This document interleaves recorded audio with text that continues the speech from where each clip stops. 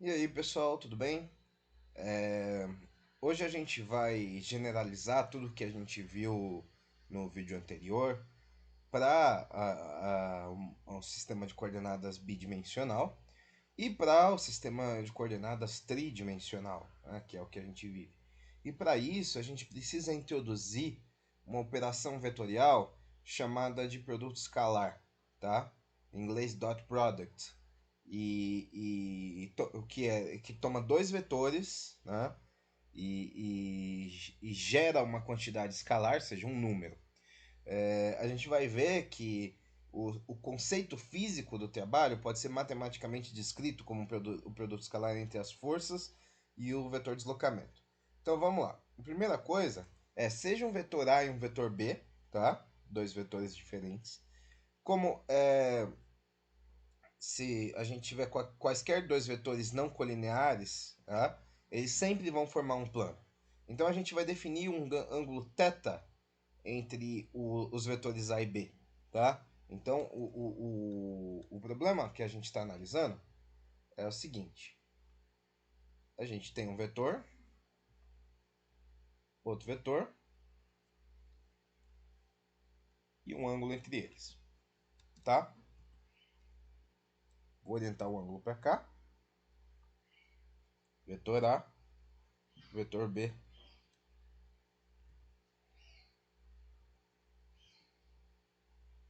e o ângulo θ, ok? Então note que o θ ele pode variar de 0 a π, tá? Então o produto escalar, que vai ser definido como A ponto B, por isso que em inglês dot product, né? Ou traduzindo literalmente produto de ponto, né? Então isso aqui é o produto escalar.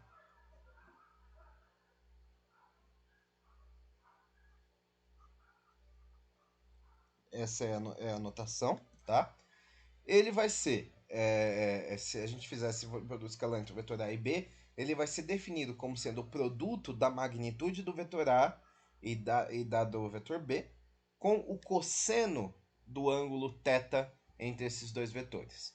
Portanto, A escalar B vai ser AB, módulo, né? Cosseno de θ, ok? Onde aqui, né? A sem a seta é o módulo de A e B sem a seta é o módulo de B, tá? E que então o produto escalar pode ser positivo, zero ou negativo dependendo do valor do cosseno de θ, né? O produto escalar é sempre uma quantidade escalar, tá? O ângulo θ formado por esses dois vetores, então ele pode ser regressivo, né? A definição, então a gente pode encontrar o ângulo θ como o arquicosseno do produto escalar entre A e B, né? Dividido pelo produto da magnitude de cada vetor, tá? Então a magnitude do vetor A ele é dada, lembrando que é pelo Pitágoras, né? Então a magnitude do vetor A é dada como a raiz quadrada do produto escalar do vetor A com ele mesmo. Então a magnitude de A vai ser igual a escalar A elevado a meio, tá? E então a gente pode dar uma interpretação geométrica, tá? Para o produto escalar. Se a gente reescrever o produto escalar dessa forma,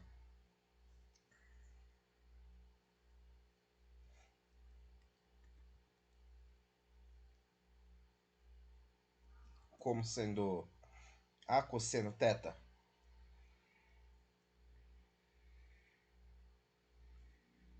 vezes B, o que a gente está fazendo, né? Nessa formulação, o termo A cosseno θ é a projeção do vetor B, né?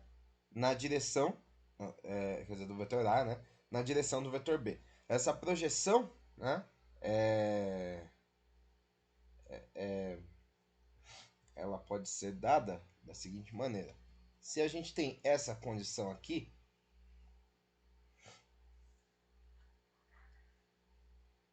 onde a gente tem lá um vetor A, fazer ele um pouco menor, um vetor A, um vetor B, tá?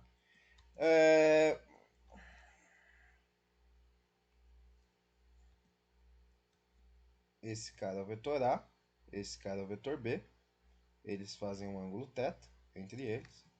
E esse cara aqui, né, ele tem comprimento A, né? Ele tem uma projeção.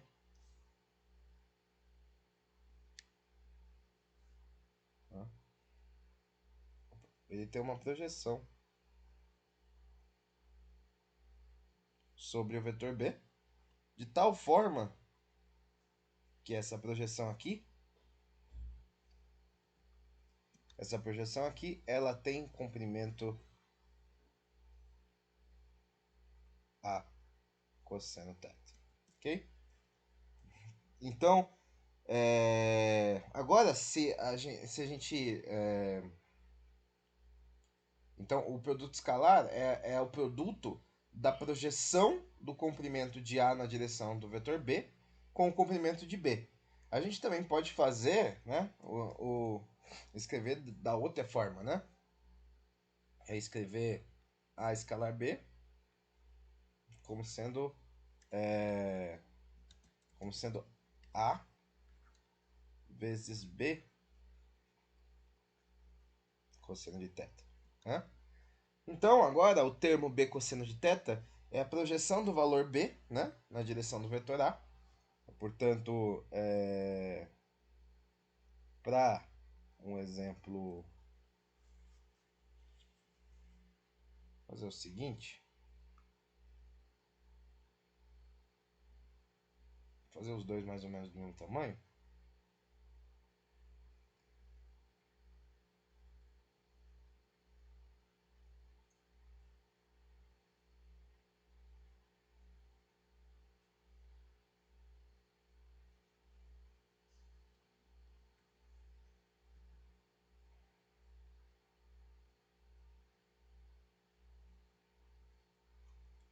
Fazer os dois mais ou menos do mesmo tamanho só para poder usar a mesma figura, porque senão vai ficar muito esquisito para outra figura. Então, para o primeiro caso, né, a gente tem que esse valor é a projeção do vetor A no vetor B. Então, isso aqui é a cosseno θ, né? Então, isso aqui é a cosseno θ. E no segundo caso,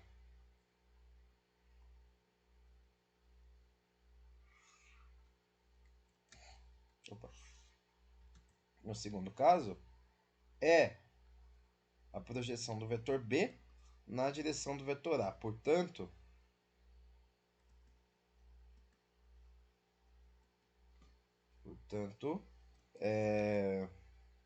aqui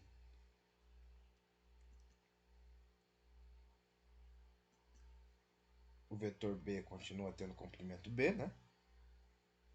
Então, e agora a gente tem uma projeção na direção de A, na direção de A,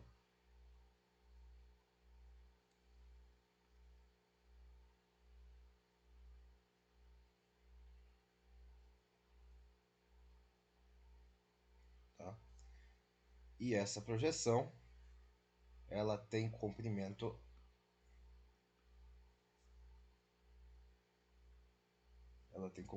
B cosseno θ. Tá? Então, aqui, né, nessa perspectiva, o produto escalar é o produto da projeção do comprimento do vetor B na direção de A vezes o comprimento do vetor A, ok? Da nossa definição do produto escalar, a gente vê que o produto escalar de dois vetores que são perpendiculares, né, ele precisa ser zero, né? Dado que o ângulo entre eles é π sobre 2 e o cosseno de π sobre 2 é zero. Então a gente pode calcular o produto escalar entre dois vetores em coordenadas cartesianas, tá? Então, se a gente considerar dois vetores A qualquer, onde A vai ser escrito como AX, AXI mais AYJ, mais AZK, tá? E o vetor B, BXI, BYJ, BZK, tá? Então, né, a gente vai usar algumas relações que é a seguinte, né? Como todos esses versores eles são perpendiculares entre eles, né? E eles têm comprimento 1, segue algumas relações que a gente vai usar. I escalar I é igual a J escalar J, que é K igual a K escalar K, que é o comprimento desses vetores, né? 1. E como todos eles são perpendiculares, então I escalar J é igual a J escalar K, que é igual a K, ou I escalar I, ou I escalar K. Né? São perpendiculares, então dá zero. Então, o produto escalar entre A e B, né, a gente pode multiplicar em cruz, né? E vai dar simplesmente que o produto escalar entre esses vetores vai ser AXBX mais AYBY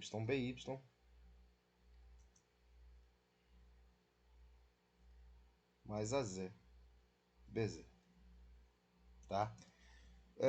Então, se a gente tomar a derivada, né, temporal do produto escalar dos dois vetores, a gente vai ter que a DDT de A escalar B é a derivada desse termo aqui.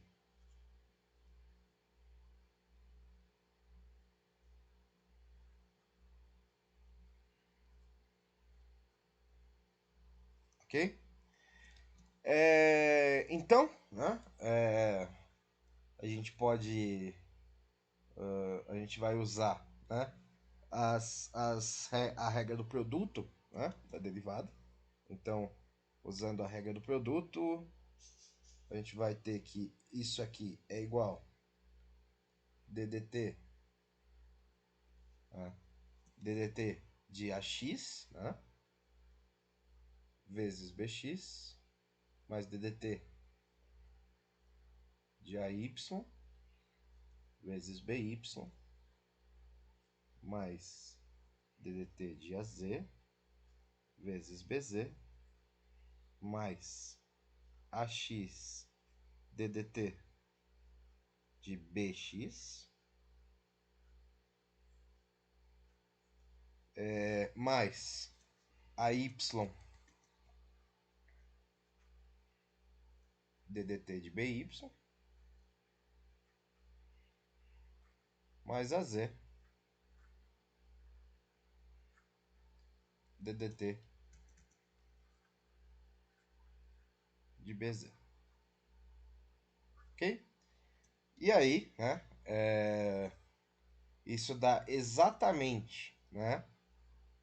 Isso dá exatamente a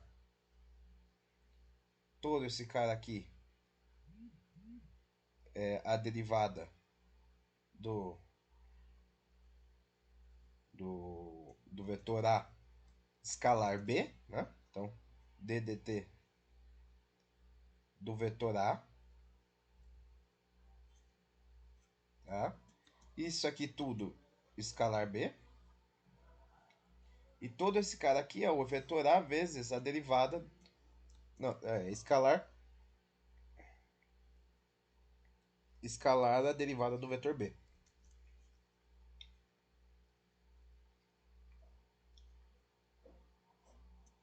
Ok? Então, em particular, quando o vetor A é igual ao vetor B, né? Então, a derivada temporal do quadrado da magnitude do vetor A vai ser dada por ddt do vetor ao quadrado, né?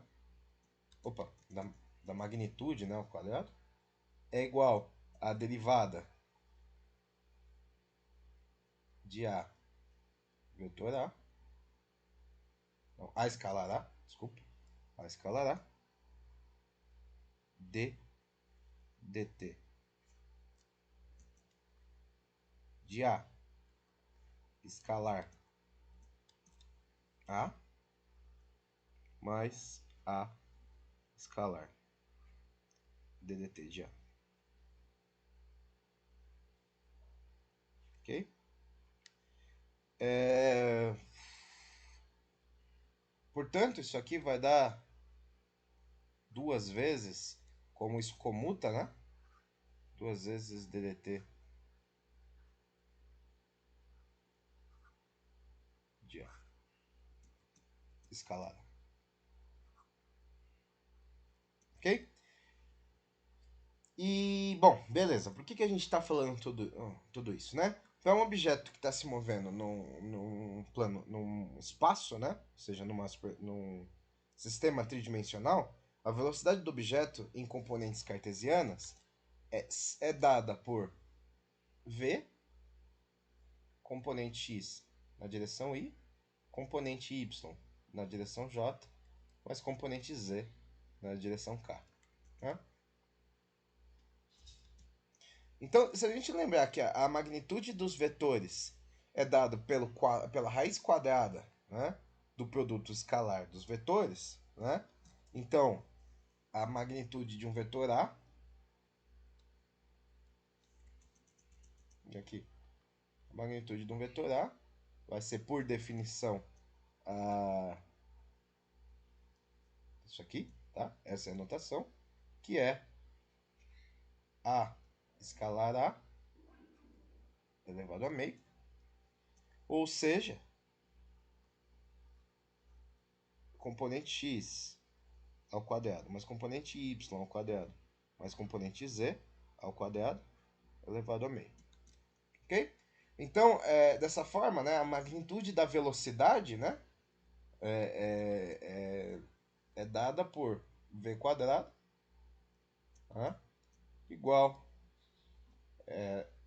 é o v escalar v, né, que vai dar v componente x ao quadrado, componente y ao quadrado e componente z ao quadrado, tá? Então, aqui, né, se a gente pensar aqui na relação com a energia cinética, né, a gente vai ter que a energia cinética de um objeto de massa m vai ser 1 meio de m vezes v escalar v. Ok? Portanto, vai ser 1 meio de m v x quadrado, vy quadrado, vz quadrado. Ok? O trabalho é um exemplo físico importante de operação matemática que toma o produto escalar entre dois vetores, tá? Então, se a gente lembrar que quando uma força constante age sobre um corpo e o ponto de aplicação da força, né, ele sofre um deslocamento ao longo do eixo x, apenas um componente da força ao longo da direção contribui para o trabalho, né? A gente vai ter a definição de trabalho nessa situação como sendo a componente x dessa força vezes o deslocamento na direção x, tá? Então a gente vai supor que agora a gente está empurrando um corpo ao longo de uma superfície horizontal com a força F. Então a gente vai escolher um sistema de coordenadas onde a direção horizontal é o eixo x e a força F forma um ângulo beta com a posição x, ok? Então, dentro de um sistema de coordenadas,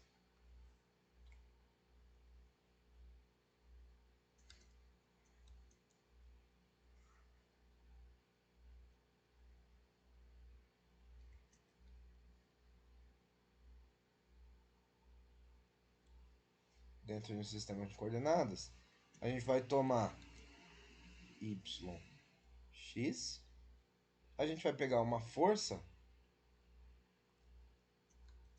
e ela age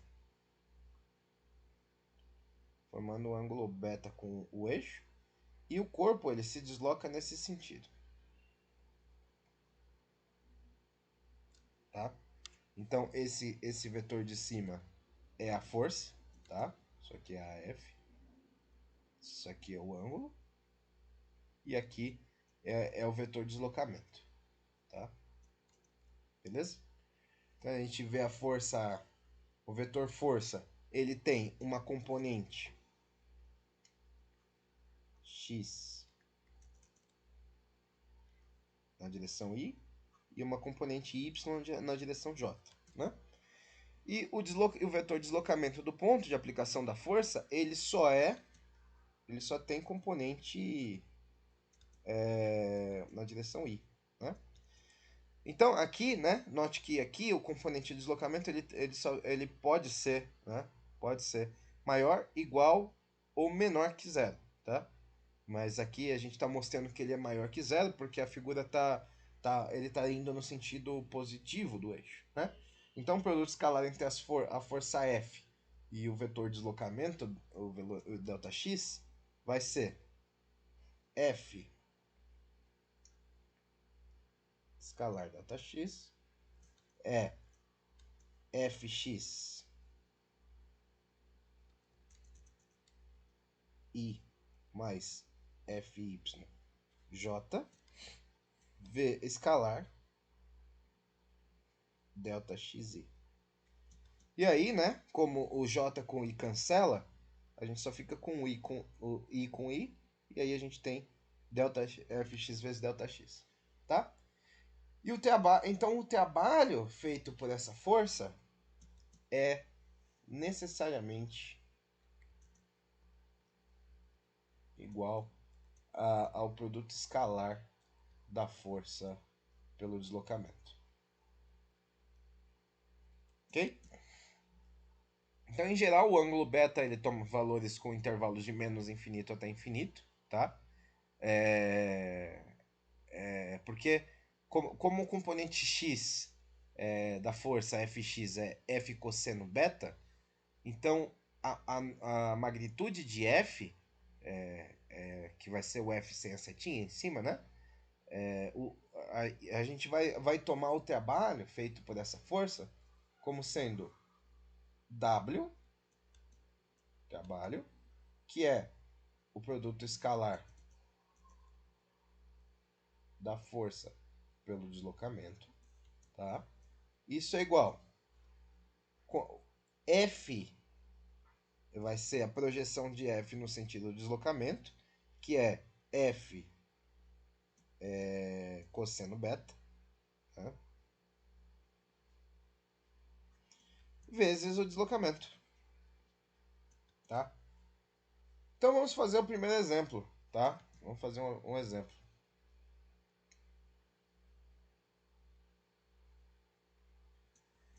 E o exemplo é o seguinte. A gente tem um objeto de massa 4 kg, m igual a 4 kg. E ele está no repouso, né? E ele começa a deslizar num plano inclinado. E o plano inclinado tem comprimento de 3 metros. Tá? O plano inclinado ele tem um ângulo θ de 30 graus com relação ao solo. Tá? O coeficiente de atrito cinético é 0,2. Então, qual é o trabalho realizado por cada uma das três forças enquanto o objeto está deslizando no plano inclinado? Segunda pergunta, para cada força, o trabalho realizado é positivo ou negativo? Terceira, qual é a soma do trabalho realizado pelas três forças? E se essa soma é positiva ou negativa? Então vamos começar. Primeiro, a gente vai escolher um sistema de coordenadas e com uma origem conveniente. Eu vou tomar a origem no ponto, tá? do plano inclinado. E a direção positiva do eixo X, ele vai ser descendo ao longo do plano. E a Y, né, ele é para cima, né, perpendicular à condição de perpendicular ao deslizamento. Então,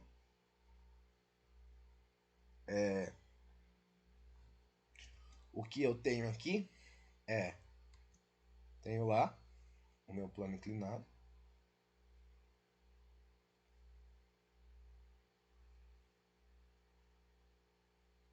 tá?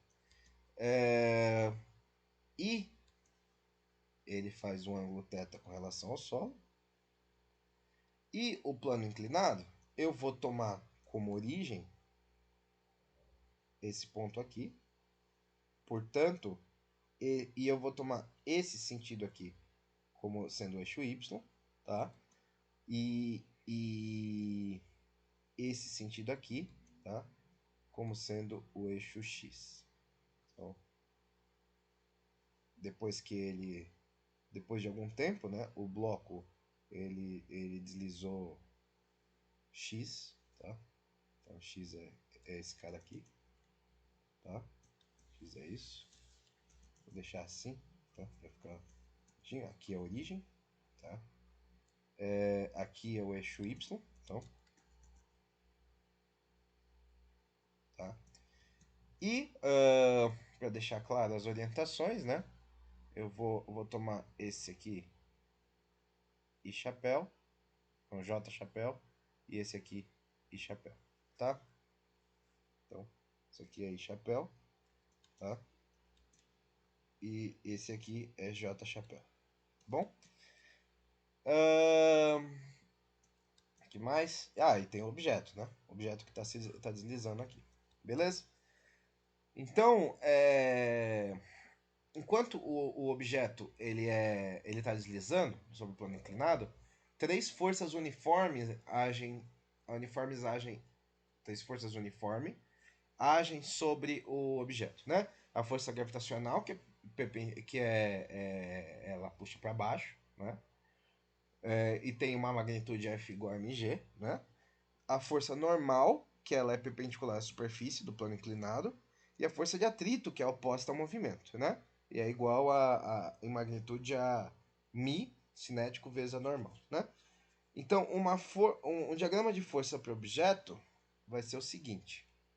Tenho lá o meu objeto.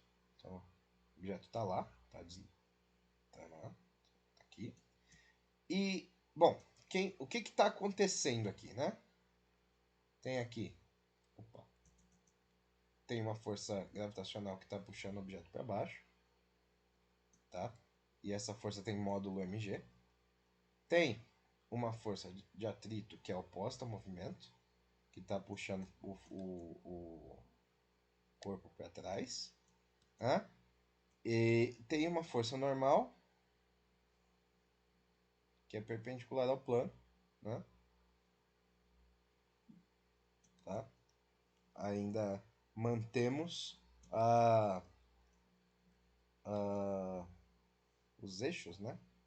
Um eixo para cá, um eixo para cá. E aí esse cara é o I, esse cara é o J. Ok? Então, né, para a gente calcular a força, a gente precisa determinar quais são não, o trabalho, a gente precisa determinar quais são as componentes das forças nas direções do deslocamento, tá? Então, apenas o componente da força gravitacional ao longo do eixo X e o atrito são componentes na direção do deslocamento. A componente da força gravitacional, se a gente tem um ângulo, se a gente tem no plano inclinado aqui, o ângulo θ, aqui também vai formar o ângulo θ, tá? Então, a componente ao longo do eixo, né? Ou seja, a força gravitacional no eixo X, né? Ela vai ser mg seno θ, tá? Então, só a força gravitacional e a força de atrito estão na direção do deslocamento. Então, a gente pode usar a segunda lei de Newton para determinar a magnitude da força normal. Como o objeto está vinculado a se mover só na direção horizontal, então a gente sabe que a aceleração no eixo, desculpa, na direção horizontal não, na direção do eixo x, então a aceleração no eixo y precisa ser zero. Então a segunda lei de Newton para a direção j, né, vai ser a normal, que está apontando para cima, né, menos a componente y da força gravitacional, que é mg cosseno, né? Isso precisa ser zero. Então a consequência, né, é que a normal é mg cosseno, a componente, ela tem módulo igual a componente da y do força gravitacional. Dessa forma, né, a gente sabe que a força de atrito ela tem módulo μ cinético vezes mg cosseno de θ. Ok? Então, a gente vai escolher um sistema de coordenadas com a origem no topo, né, do plano inclinado, e a posição da x descendo ao longo do plano, né? E esse negócio ele sofre um deslocamento, né?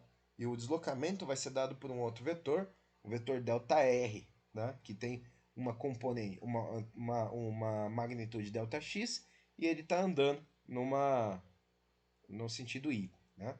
Então, para o nosso exemplo,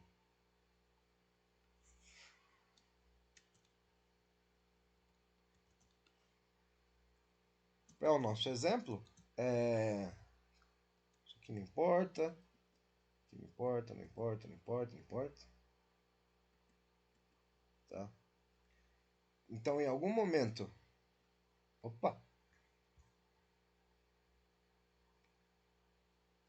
então, em algum momento, o meu bloquinho estava aqui, né, no topo.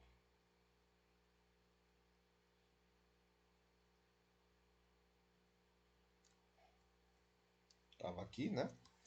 E, bom, as forças que exerciam nele eram as que a gente já viu, né? Tem mg aqui,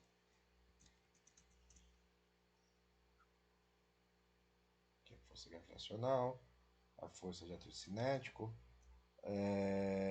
e uma força normal, né? Força normal. E, né,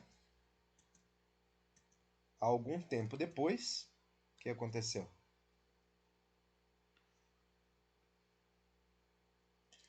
O objeto ele deslizou, até o final, né? Deslizou até o final, tá? E, ou seja, ele teve um deslocamento ΔE, tá? Cujo comprimento desse deslocamento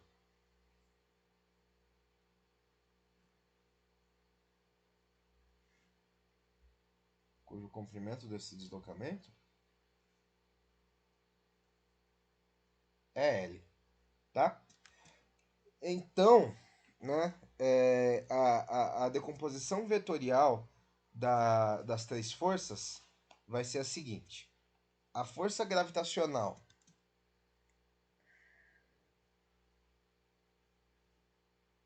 vou colocar isso aqui um pouco mais para lá só para não ter espaço. A força gravitacional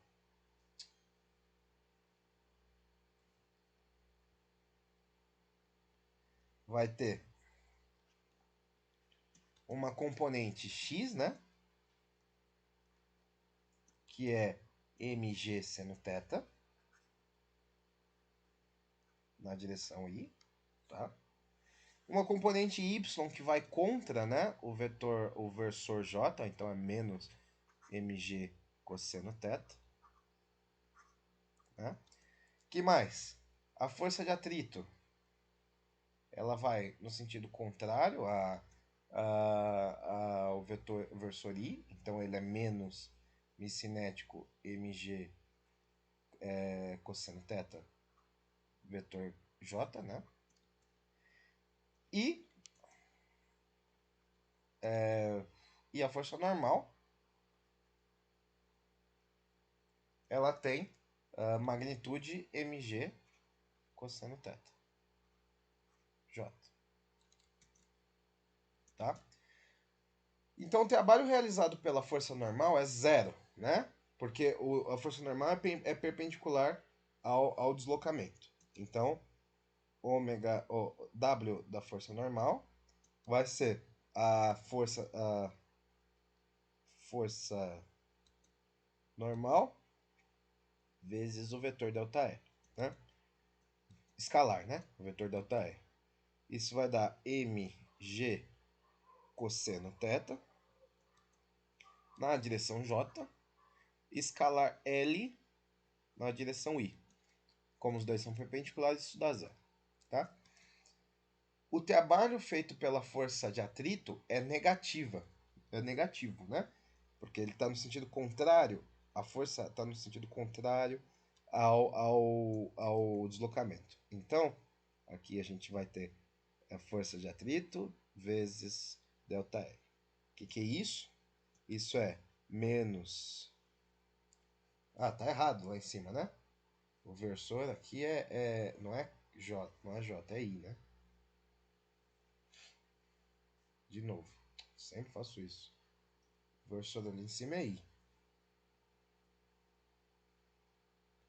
Então, menos mi cinético mg cosseno θ versor I, escalar L versor I, tá? Então, esse valor, né, vai ser menos L, tá? Menos mi cinético mg cosseno θ L. E esse valor, né, é menor que zero, tá? Se a gente substitui de forma apropriada os valores que a gente tem, né? Então, o trabalho realizado pela força de atrito vai ser menos mi cinético mg cosseno θ vezes L.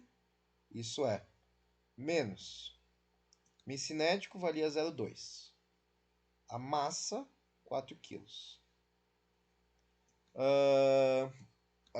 A aceleração da gravidade, 9,8 metros por segundo ao quadrado. O cosseno do ângulo... o L vale 3 metros. E o cosseno e o ângulo é 30 graus, né? mg vezes o ângulo, que é 30 graus. Tá?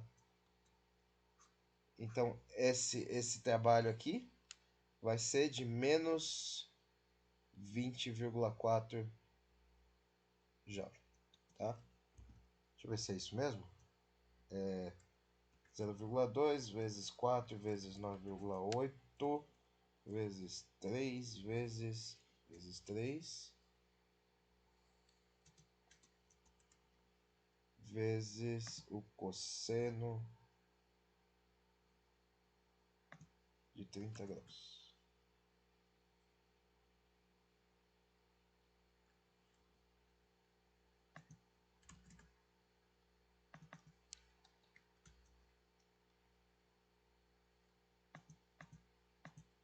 Cadê?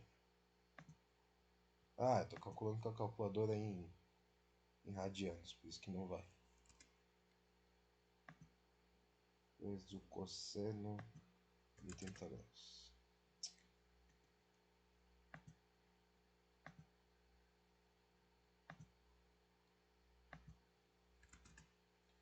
É isso mesmo, 20,4 negativo, né? 20,4 negativo já. O trabalho que vai ser realizado pela força gravitacional, então, ele precisa ser positivo, né? E ele vai ser dado por ômega G, o WG, né? É igual a força gravitacional escalar ΔR. A força gravitacional, ela tem duas componentes, né? mg seno θ no sentido I, mais mg cosseno θ no J. Escalar R, que é L I. Portanto, isso dá mg L seno θ. E isso é maior que zero, tá? Então, se a gente substituir os valores, a gente vai ter que o trabalho da força gravitacional, que é mgl seno θ, dá quanto? A massa, que é 4 kg, a gravidade, que é 9,8 metros segundo ao quadrado, L, que é 3, vezes o seno, né, de 30 graus. E o trabalho realizado por essa força vai dar 58,8 J. Tá? Então a soma, né? A soma é escalar, né? Então a soma de todos os trabalhos realizados pelas três forças é trabalho total, vai ser igual ao trabalho da força normal, que é zero, né? Mais o trabalho da força gravitacional, mais o trabalho da força de atrito. Portanto, vai dar mgl seno θ menos mi cinético cosseno de θ. Logo, a gente vai ter que o trabalho é 4 kg vezes 9,8 metros por segundo ao quadrado, vezes 3 metros, vezes seno de 30 graus, menos 0,2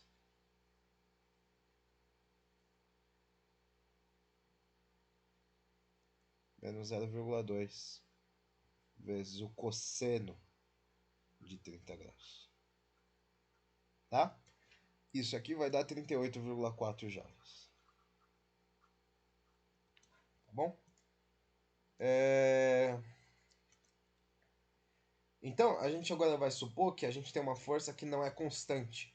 E ela está agindo numa partícula, num corpo pontual, né, de massa m, enquanto o corpo está se movendo numa curva tridimensional. Tá? O vetor posição do corpo no tempo t, com relação à origem, vai ser dada por r de t. Então, se a gente tem aqui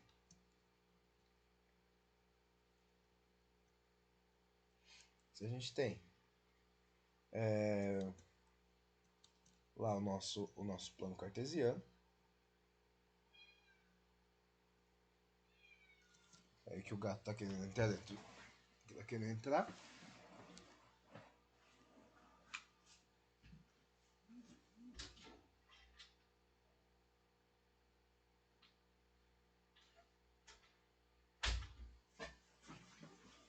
Ok.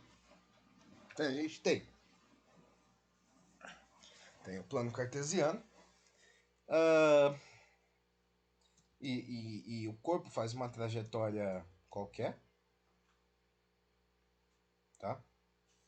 E daí? Em um dado instante, ele está aqui nessa posição, e algum outro dado instante, ele está aqui nessa posição. Então, se eu chamar isso aqui, esse ponto aqui de I, e esse ponto aqui de F, Esses vetores são os vetores RI e o vetor RF.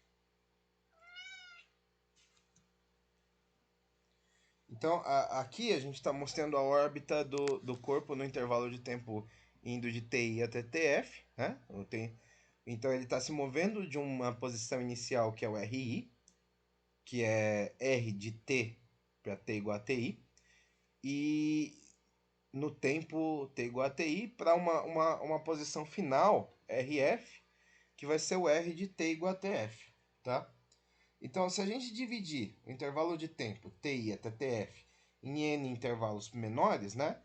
Com T, com começo em TJ-1 e final em TJ, e J variando de 1 até N, né? Com o Tn sendo o T final, a gente vai considerar dois vetores posições, um vetor posição RJ, que é a posição no T igual a TJ, e um vetor posição RJ-1, que é a posição no tempo TJ-1, tá? Se eles forem os vetores de deslocamento correspondente ao intervalo de tempo, como delta RJ vai ser o RJ menos o RJ menos 1, tá? Então, F ele vai denotar a força agindo no corpo durante o intervalo TJ-1 até TJ. E a força média nesse intervalo vai ser FJ médio. E o trabalho médio vai ser delta WJ, tá? Feito pela força durante esse intervalo de tempo TJ-1 até TJ. E esse trabalho médio vai ser o produto escalar entre a força média e o deslocamento. Então, o trabalho médio, que é o trabalho realizado nesse intervalo de tempo de TJ-1 até TJ, né, é dado por delta WJ, é igual a força média nesse intervalo J, tá? Escalar o deslocamento que ele realizou nesse intervalo, tá? Então, a força e o deslocamento, eles são para esse tempo, né? A gente é dado da seguinte maneira. A gente tem aqui, né? Aqui as posições iniciais e finais, né? Então, vou fazer de novo aqui do lado. A gente tem aqui as posições iniciais e finais. Opa, era isso que eu queria pagar.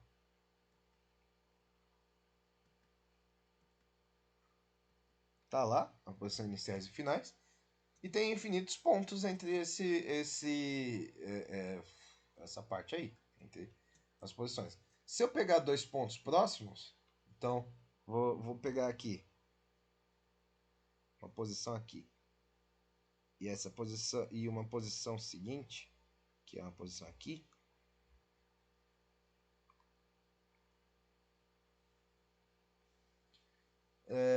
De tal forma que, sei lá, esse cara aqui é o RJ. Esse é o RJ-1, quer dizer. RJ-1, que é o anterior. E o seguinte é o RJ. Eu vou ter entre eles um vetor deslocamento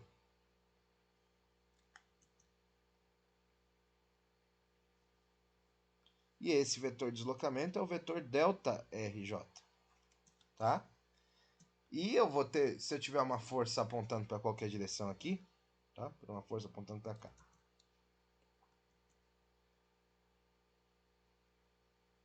Não, força apontando para cá. Então, essa aqui é a força. Essa é a força nesse intervalo J, tá? Então, é essa a ideia que eu quero tentar trazer. Eu tenho o intervalo inteiro dividido em N pedaços, e aí eu tenho uma força média que está atuando em cada intervalo, né? Então, a questão é que a gente vai calcular o trabalho realizado adicionando essas contribuições escalares ao trabalho de cada intervalo. O intervalo de TJ-1 até TJ. E J, lembrando que J varia de 1 até N, então tem N intervalos, né? Então, o trabalho realizado nesses N intervalos, ou seja, o trabalho total, é o que? Vai ser o limite com N tendendo ao infinito, né? Opa, desculpa. Vamos, vamos com calma, vamos com calma. Vai ser eu pulei um pedaço, né? Vai ser a somatória de todos os trabalhos realizados em cada pedacinho, né?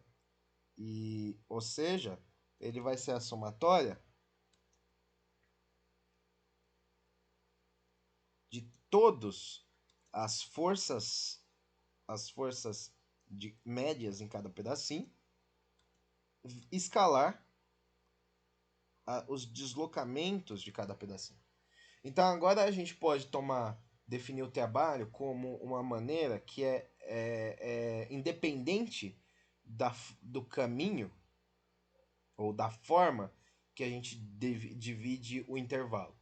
Como que a gente pode fazer isso? A gente vai tomar o limite com n indo para o infinito e o deslocamento, esse ΔRJ, indo para zero em módulo, né? Para todos os j's. Nesse limite, a gente vai tomar como um intervalo tornando cada vez menor, e é distinto entre as forças médias e as forças reais, né? Meio que essas coisas são diferentes, né? Se a gente tomar se esse limite existe, né? E ele for bem definido, então o trabalho realizado vai ser total, vai ser simplesmente, agora sim, o limite com n tendendo ao infinito e o módulo de r tendendo a zero, tá? Do que? Do somatório de todos esses trabalhos individuais, portanto, o somatório do produto escalar entre a força média realizada em cada intervalo vezes os deslocamentos, né? E essa somatória, no limite, ela se torna uma integral. E aí é uma integral que vai da posição inicial até a posição final, né? Da força escalar um dr, tá? Então note que aqui a soma envolve uma adição de quantidades escalares, tá? Então esse limite é chamado de integral de linha da força de F. O símbolo dr é chamado de elemento de vetor infinitesimal de linha. E no tempo t, o dr é tangente à órbita do corpo. E esse é o limite, e é o limite do vetor deslocamento, que é o ΔR, né? ΔR, que é R de t mais ΔT menos R de t, quando ΔT se aproxima de zero. Nesse limite, o parâmetro t não aparece na expressão, tá? De forma geral, as integrais de linhas dependem de um caminho particular que o corpo leva para tomar da posição inicial até a posição final, tá? Isso importa quando a força F ela não é constante no espaço e quando a contribuição do trabalho pode variar sobre diferentes caminhos no espaço, tá? A gente pode representar a integral nessa equação explicitamente num sistema de coordenadas por especificar os elementos infinitesimais vetoriais de linha, dr, e explicitar calculando o produto escalar, tá? Então, na coordenada cartesiana, o elemento de linha, esse dr, é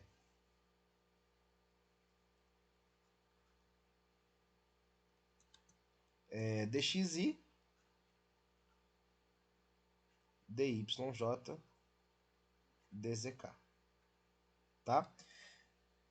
E aí, dx, dy e dz são os representantes arbitrários de deslocamentos nas posições i, j, k. Então, quando a gente está pensando isso na coordenada cartesiana, né?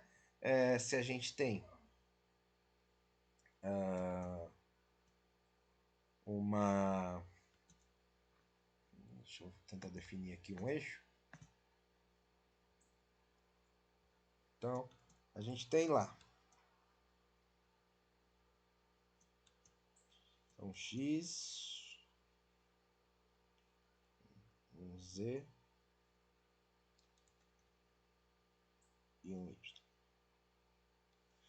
Então, aqui esse cara é x, esse cara é y, esse cara é z. Tá? Então, opa, não quero isso. Esse cara é z. Então, se eu tenho um caminho,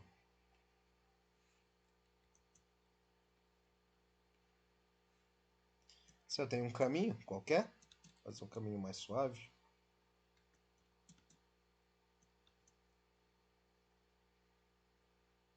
tá?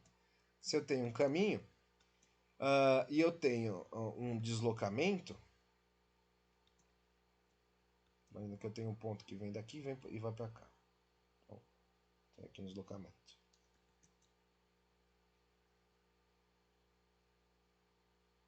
Tá? Esse cara é o dr.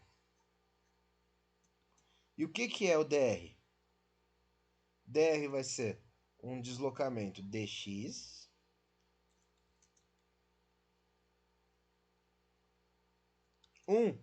um deslocamento dy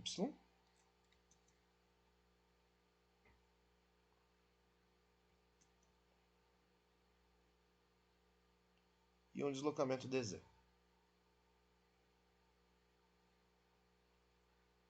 Então, esse aqui é dxi, dyj, dzk. Tá?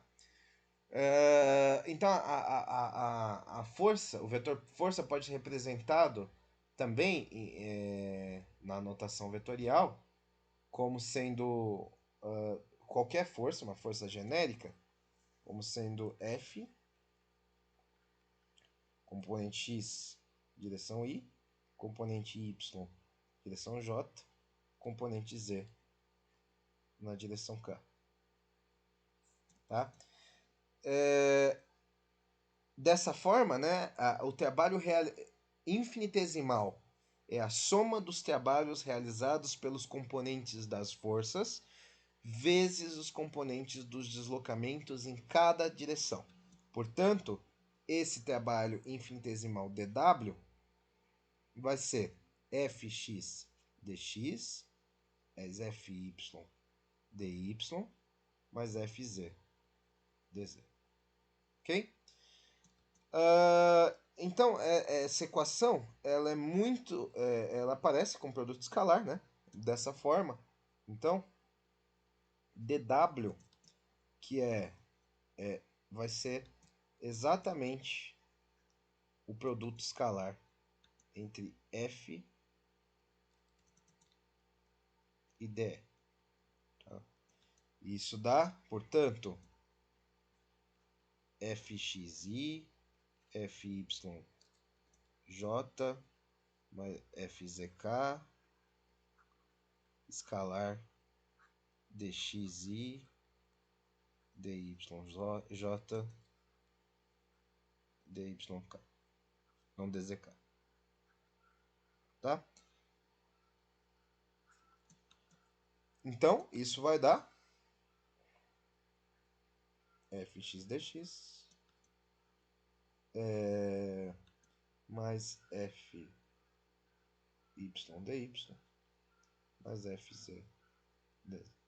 Tá?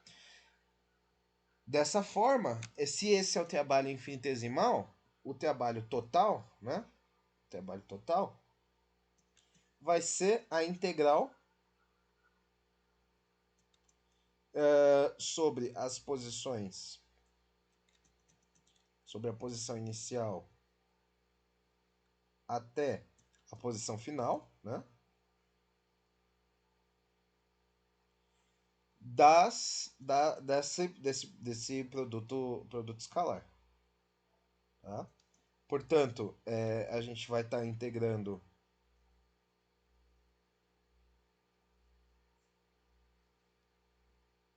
essa expressão, né? fx dx mais fy dy mais fz dz, tá? Que nada mais é do que três integrais independentes, né? Com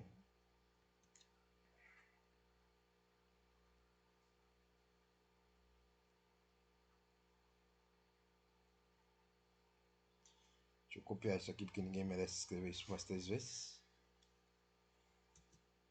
Então, vai ser essa integral, vai ser a integral de fx dx mais a integral de fy dy mais a integral de fz dz. Ok? Então, né, em coordenadas cilíndricas, né, o elemento de linha, esse dr, tem outra cara. Então, coordenadas cilíndricas, esse dr vai ser dr versor r, tá? Mais r de θ versor θ, tá? Mais dz versor k.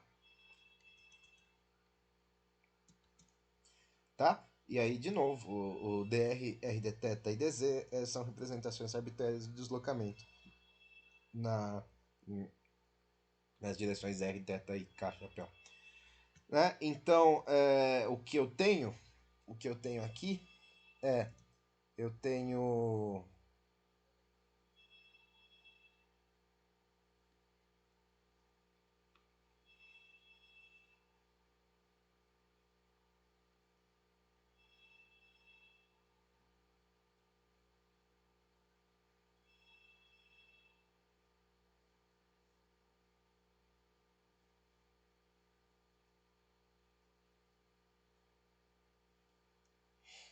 então eu tenho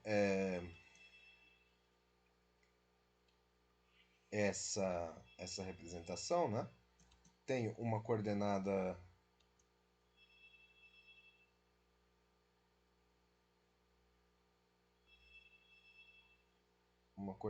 x, né?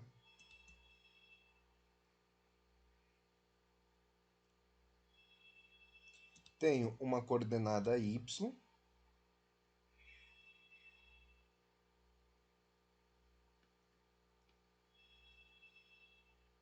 coordenadas y, e tenho uma coordenada z, né?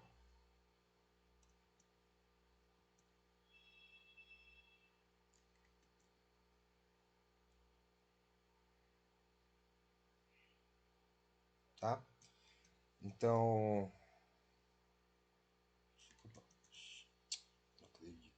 x, y e z. Tá? Dessa forma, né? O que eu tenho? Eu tenho se eu tiver um deslocamento, né? Então, um deslocamento de um ponto que estava aqui, tá? O ponto estava aqui, e o ponto ele veio parar aqui, sei lá, veio parar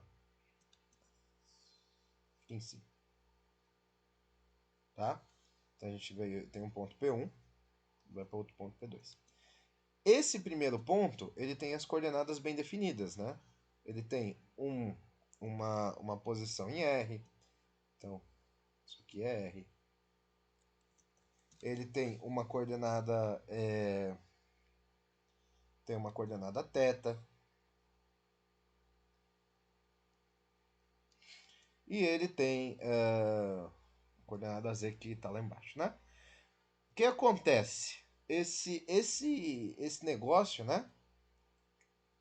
Ele acaba o vetor deslocamento vai ser esse vetor aqui.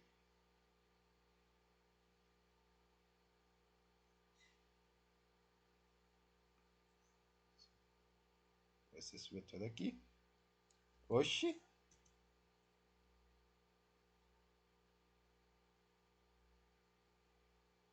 Tá? Vai ser esse vetor.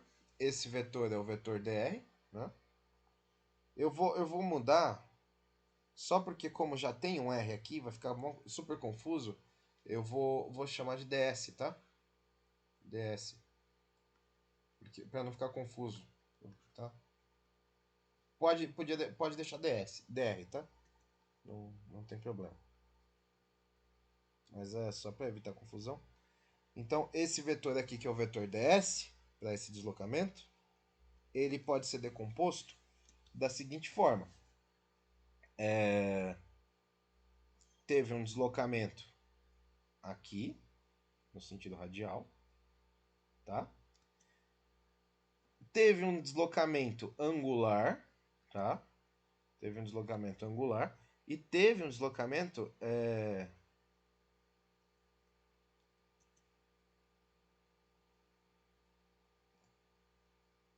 teve um deslocamento angular e teve um deslocamento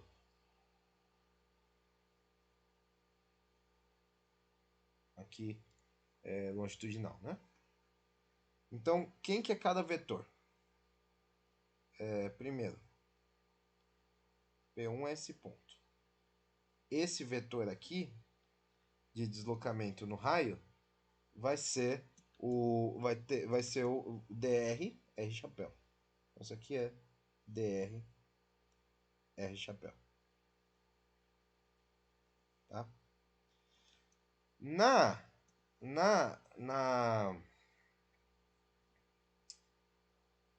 esse caminho aqui, esse vetor, perceba que esse novo vetor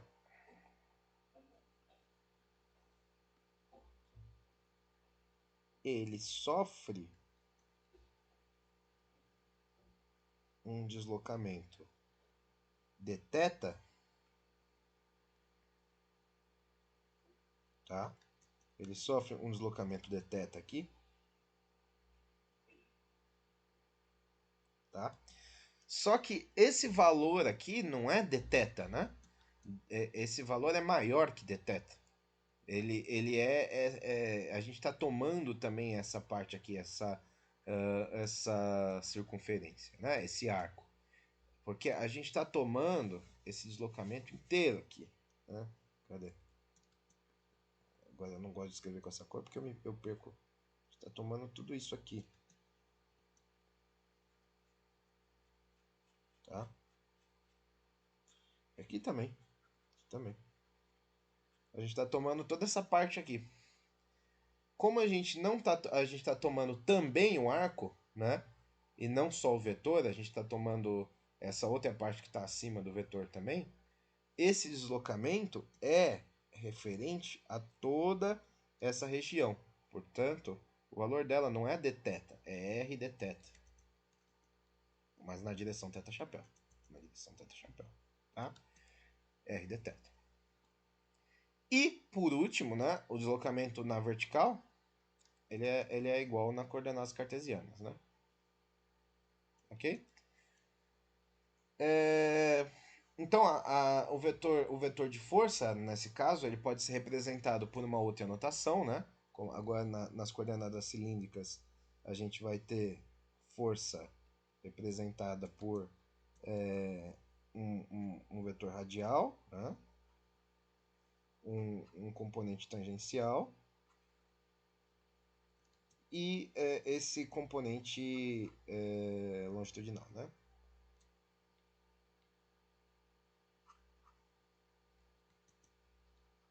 Tá? A gente tem, então, o trabalho infinitesimal realizado, ele ainda é um produto escalar, tá? Igual aqui em cima a gente definiu o produto o trabalho infinitesimal como produto escalar, a gente permanece, né, nessa ideia. Então, dW vai ser o produto escalar da força com esse deslocamento infinitesimal.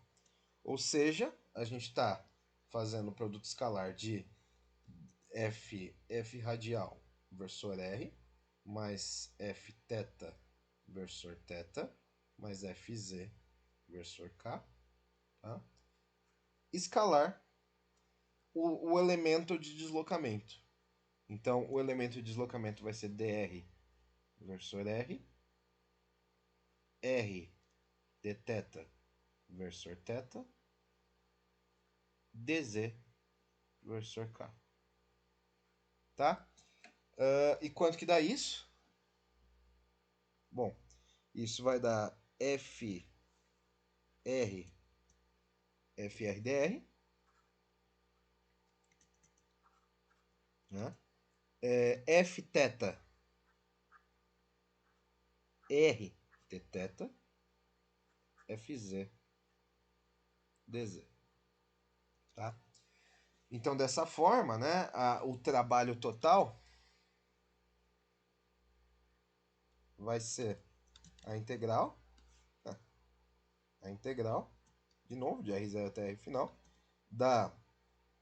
do trabalho infinitesimal, que é F escalar dr. Portanto,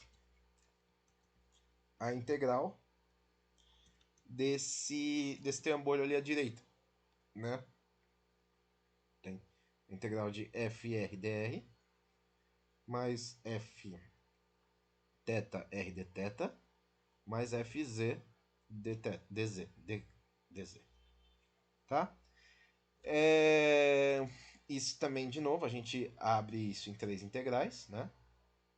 Que são FRdr mais F θ R d θ mais Fz dz. Ok? Então vamos para mais um exemplo, tá? Exemplo 2.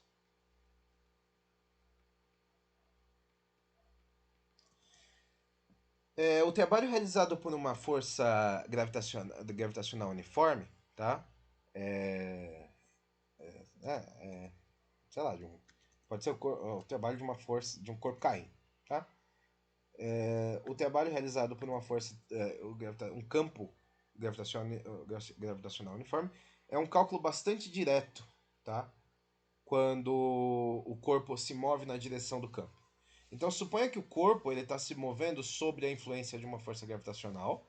A gente vai fazer essa força gravitacional orientando para baixo, tá? Com o sistema de coordenadas orientado para cima. Então, Fg vai ser menos mgj, chapéu, tá? Ao longo de uma curva parabólica, tá? O corpo ele começa num ponto x0, y0 e termina num ponto xf, yf. X final, y final. Qual é o trabalho realizado pela força gravitacional do corpo? Então, a solução é a seguinte: o elemento de linha infinitesimal dr vai ser o quê? Dr é dxi mais dy j, né? Ok? Então, o produto escalar que aparece na integral de linha pode ser agora calculada como FdR, né?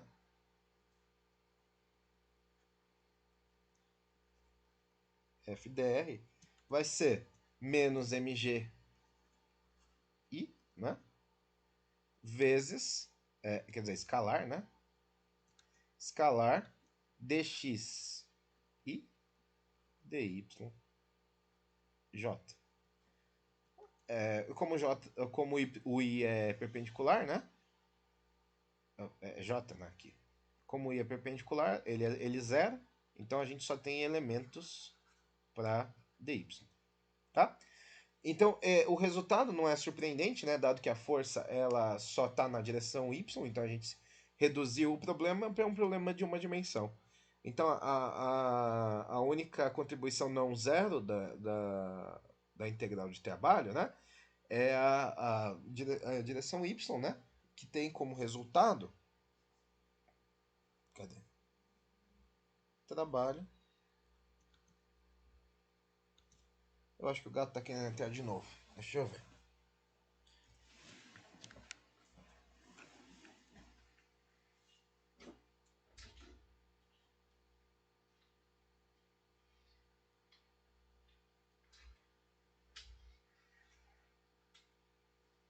Tem mania de sair pela janela e entrar pela porta. Só que a porta fica fechada e ele fica chorando querendo entrar. Então, o trabalho total, vai ser a integral indo de R0 até R final do produto escalar da força com o elemento de linha, né? Portanto, né, como ele só tem contribuição em y, né? A gente vai ter de y0 até y igual a y final da força, da componente y da força, vezes dy. Logo, estamos falando da integral de y igual a y0 até y igual a y final de menos mgy dy. Veja só, essa integral ela é trivial, né? Que vai dar menos mg y final menos y inicial. Ok? Nesse caso, esse é o caso de uma força constante, a integral do trabalho é independente do tempo, do caminho, perdão. É independente do caminho, tá? Segundo exemplo, quer dizer, terceiro exemplo, né?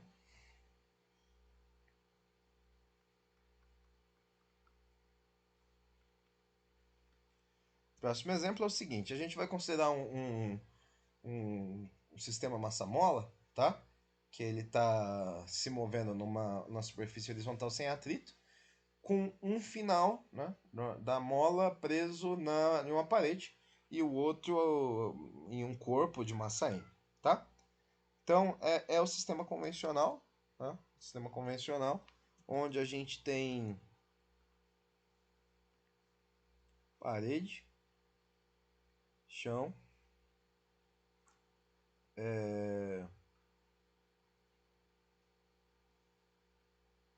corpo, tá? Corpo,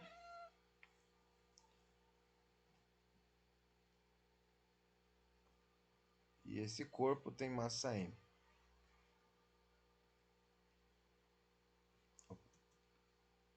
Tem massa M. Ok? E ele está preso na mola, tá?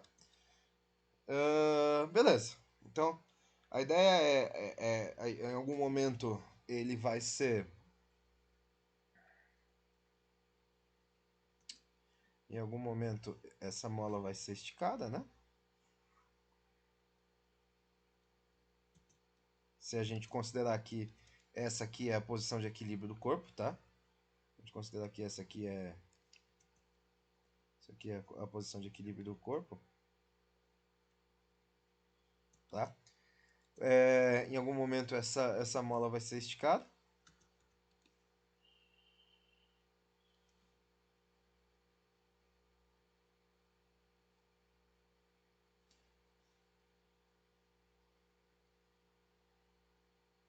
Tá? E aí o corpo vai andar um pouquinho mais para lá.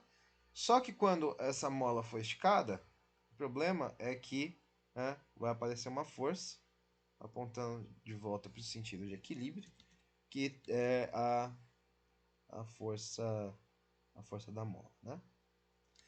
Então a ideia é tentar entender, né, calcular o trabalho realizado pelo sistema massa-mola no corpo, assim que o corpo se move de alguma posição inicial até uma posição final genérica. Então a gente vai escolher como origem a posição, o centro do corpo, né? Quando a mola ela está relaxada, ou seja, no estado de equilíbrio. Se x for o deslocamento do corpo da origem, né? A partir da origem, a gente vai escolher o versor I. Acho que ele está chorando de novo querendo entrar. Eu vou deixar, não vou deixar ele sair não. Porque senão ele fica nessa brincadeira aí 3 vezes, viu?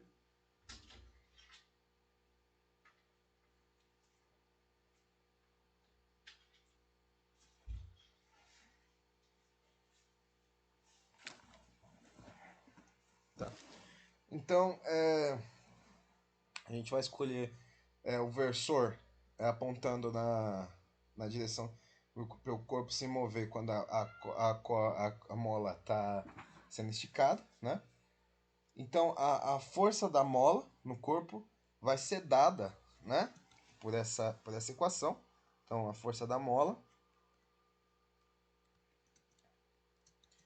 vai ser Fx versor I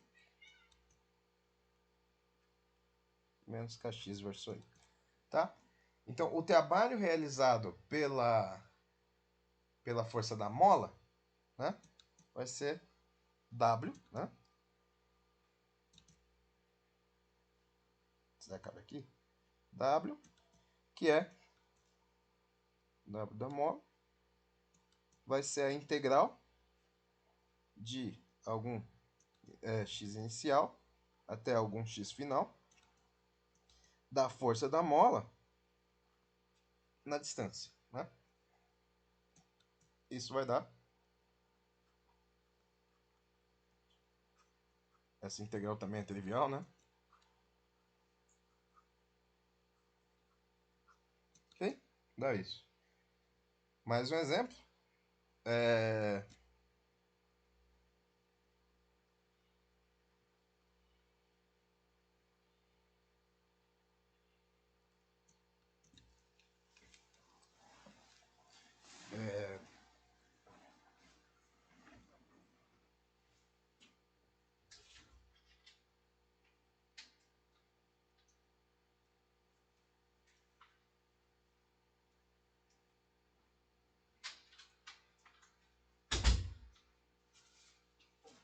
Não, fechei.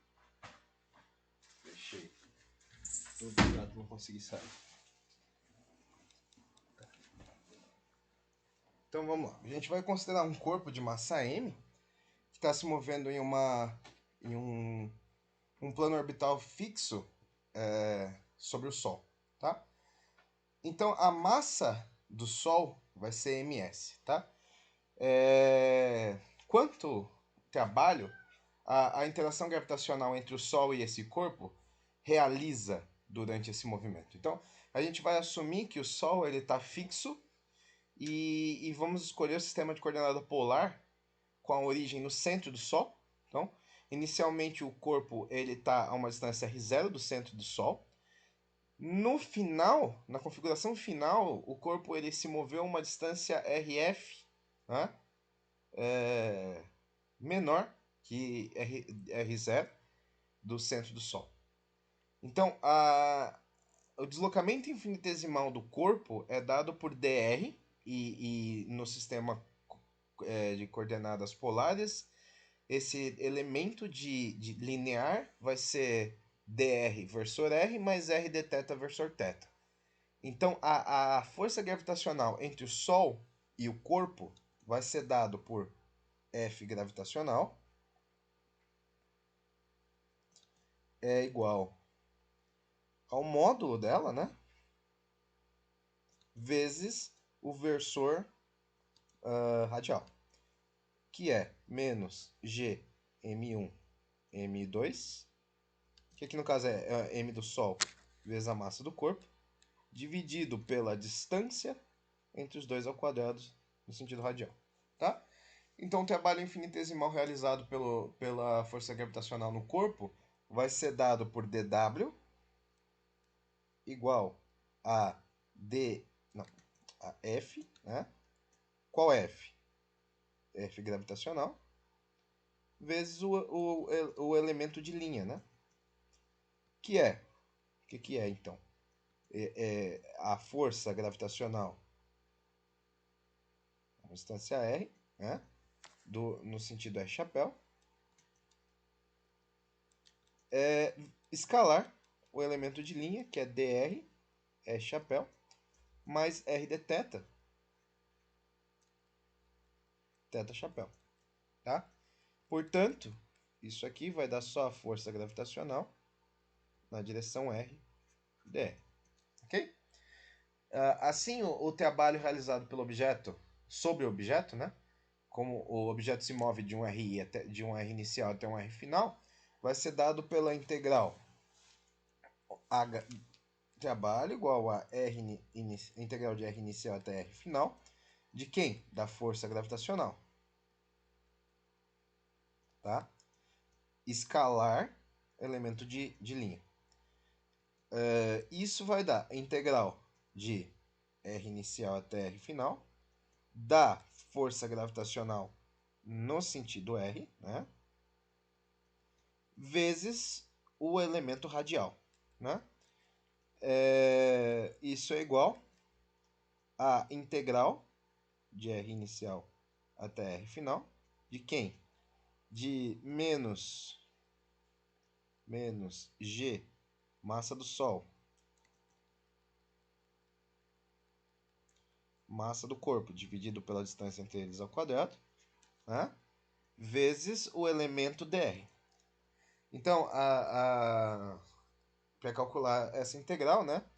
A gente é um pouco mais difícil do que as outras que a gente calculou até agora, mas não é nada impossível, né? Essa integral vai ser a G, massa do Sol, massa do corpo, dividido por R, né?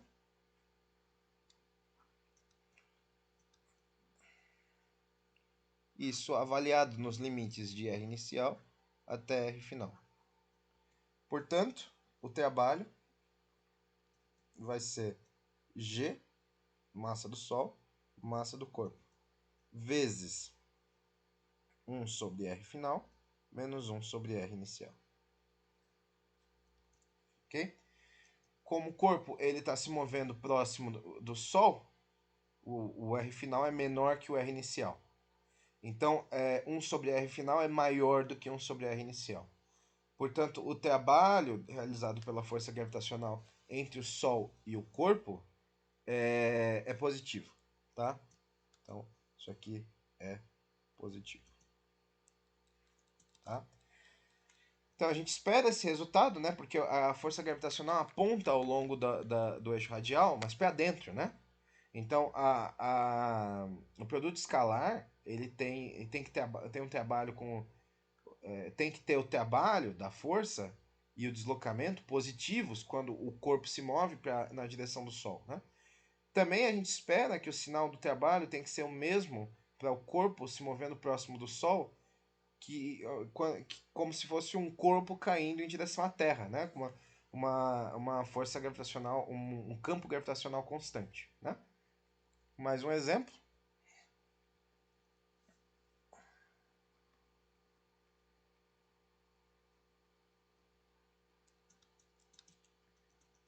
Exemplo 5. Então vamos considerar dois pontos, dois corpos, tá? Um corpo 1 e um corpo 2. E eles têm carga Q1 e Q2, respectivamente. Eles interagem via força elétrica, tá? O corpo 1 ele é fixo em um lugar, enquanto o corpo 2 ele é livre para se mover em um plano orbital. Tá? Então, quanto que o trabalho da força elétrica faz, né, exerce no corpo 2 durante o movimento? Então, a solução vai ser a seguinte: a gente vai calcular de forma muito parecida com o cálculo do trabalho realizado pela força gravitacional, porque ambas dependem do inverso do quadrado da distância, né? São forças de inverso de quadrado, né? A diferença mais significativa é que a força elétrica pode ser tanto atrativa quanto repulsiva, enquanto a força gravitacional é sempre atrativa, tá? Então, mais uma vez, a gente vai escolher o sistema de coordenadas polares, tá? Centrado no corpo 2. no plano da órbita, tá? Inicialmente uma distância r0 separa os corpos e em um estado final tem uma distância r final que separa os corpos no... Então r0 no estado inicial, r final no estado... rf no estado final. A força elétrica entre os corpos é dada por... Isso aqui é do ensino médio, tá? A gente não viu isso aqui. Então, no ensino médio, a força elétrica é igual ao módulo da força elétrica vezes o versor radial, né? E a força elétrica só tem componente radial, que é 1 sobre 4π ε0 vezes Q1 Q2 sobre R quadrado versor R, tá? O trabalho realizado pelas essas forças elétricas no corpo 2 vai ser dado pela integral W integral de R1 até R2 ou R inicial até R final do produto escalar da força elétrica com um elemento de linha, tá? Isso é a integral de R inicial até R final da força do elemento radial da força elétrica na direção radial, que é 1 sobre 4π ε0 vezes a integral de R1, R inicial até R final de Q1, Q2 sobre R quadrado dr. Tá? Se a gente calcular essa integral, a gente tem que o trabalho da força elétrica é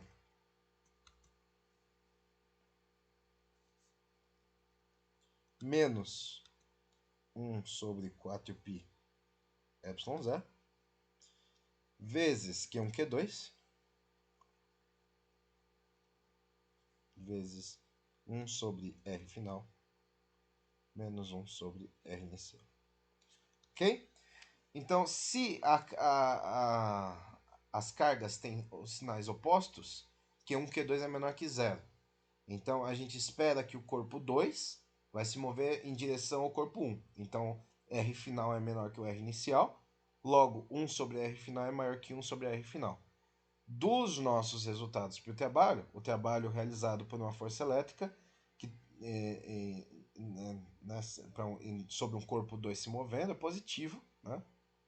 Então, mais uma vez, a gente vê que os corpos sob a influência de uma força elétrica, ele vai apenas se mover naturalmente na direção em que as forças realizam trabalho positivo. Se as cargas têm o mesmo sinal, então Q1, Q2 é maior que zero. E isso vai repelir, né, os corpos com R final maior que R inicial. Portanto, 1 sobre R final menor que R inicial. Não, 1 sobre R final é menor que 1 sobre R inicial. Dessa forma, o trabalho, mais uma vez, né, é positivo.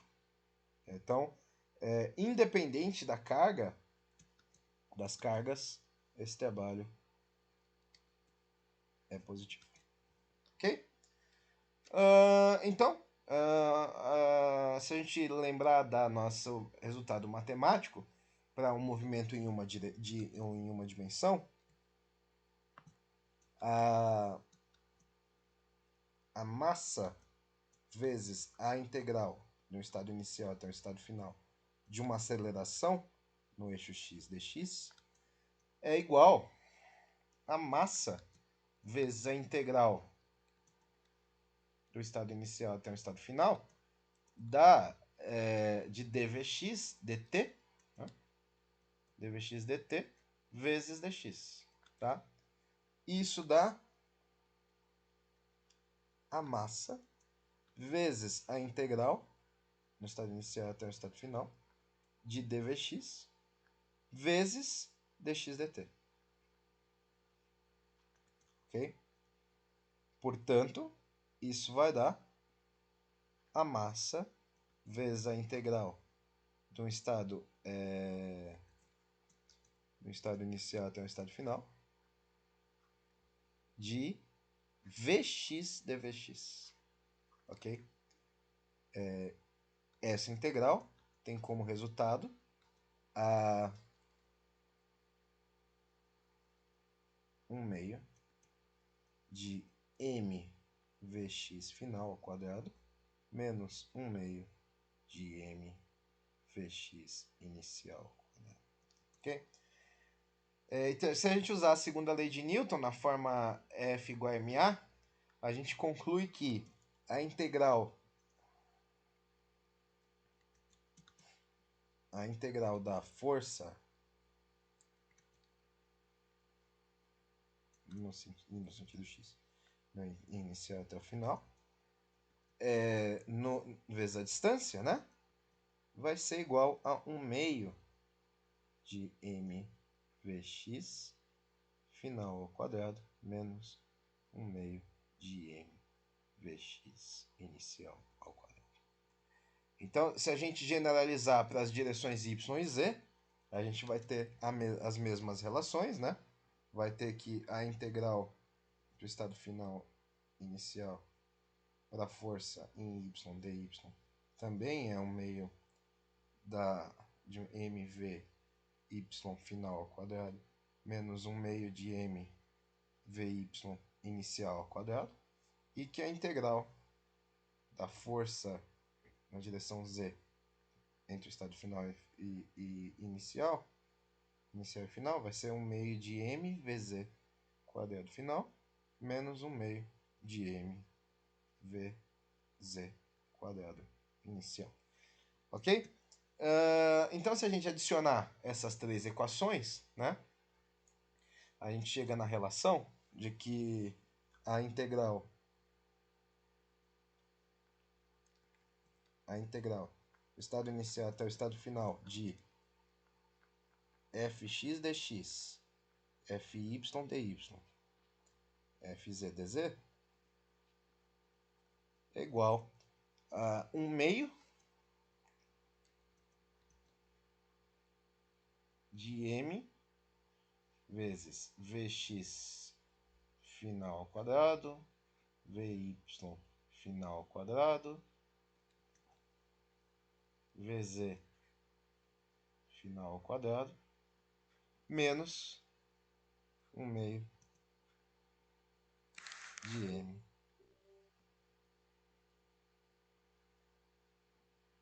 vezes vx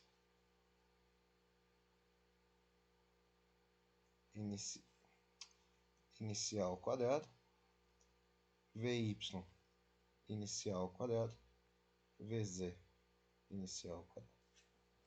Ok?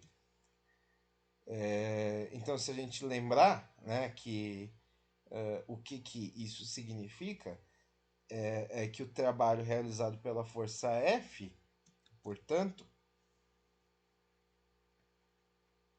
que é a integral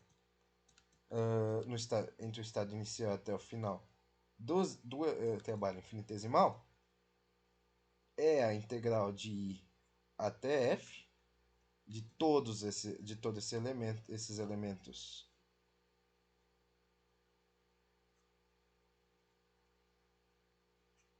aqui, né? Que nada mais é do que a integral do produto escalar do produto escalar da força com o elemento de linha. Então, e o que é o lado direito da equação anterior? Lembrando que a variação da energia cinética vai ser definida como a energia cinética final menos a energia cinética inicial, que nada mais é do que 1/2 de mv final quadrado, meio de mv inicial ao quadrado, tá? E o que é isso? Isso é isso aqui, que não cabe. Então, é isso aqui, tá? Então, assim, né, dessa forma, a gente pode generalizar, para o caso de três dimensões, o teorema do trabalho e energia cinética. E a generalização é que a integral entre os instantes iniciais e finais da força escalar elemento de linha é a energia cinética final menos a energia cinética inicial, tá? Quando o trabalho realizado em um objeto é positivo, então o objeto vai aumentar de velocidade e negativo, não, de rapidez, né? Então, o negativo, o objeto vai causar uma diminuição de rapidez. Quando o trabalho realizado é zero, o objeto vai se manter numa rapidez constante. Então, lembrando também que para um caso de uma dimensão, a potência instantânea no tempo t é definida como sendo o limite da potência média no intervalo de tempo t mais ΔT se aproximando de zero, né? Então, a potência no instante t é, é uma força, né, aplicada para uma dimensão, né, na dimensão vezes a velocidade da dimensão. A velocidade nessa dimensão vezes o sistema. Então, de uma forma mais geral, o resultado para a potência instantânea é encontrada usando a expressão para dW, né? Como da seguinte maneira. Então, a potência,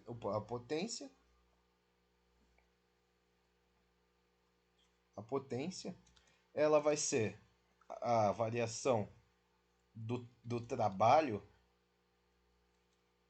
Mesa, cadê? Volta. Mesa parou. Volta. Do trabalho no tempo, que nada mais é do que o produto escalar da força com o elemento de linha no tempo. Pronto, agora a mesa tá rebelde. Agora o gato parou, a mesa começou. Ok? E dessa forma, né, a gente está relacionando para calcular a potência, a força, né, e a velocidade. Tá? Então a variação, né, a taxa de variação da energia cinética no tempo para um corpo de massa m é igual à potência, visto que dk dt é 1/2 de m ddt de v escalar v. Ou seja, m dv dt escalar v, né? Que vai ser m a escalar v, que é massa vezes aceleração, força, escalar v, que é a potência. Ok? Então aqui a gente conseguiu extrair a partir da segunda lei de Newton. Era isso por hoje e até o próximo vídeo. Tchau, tchau.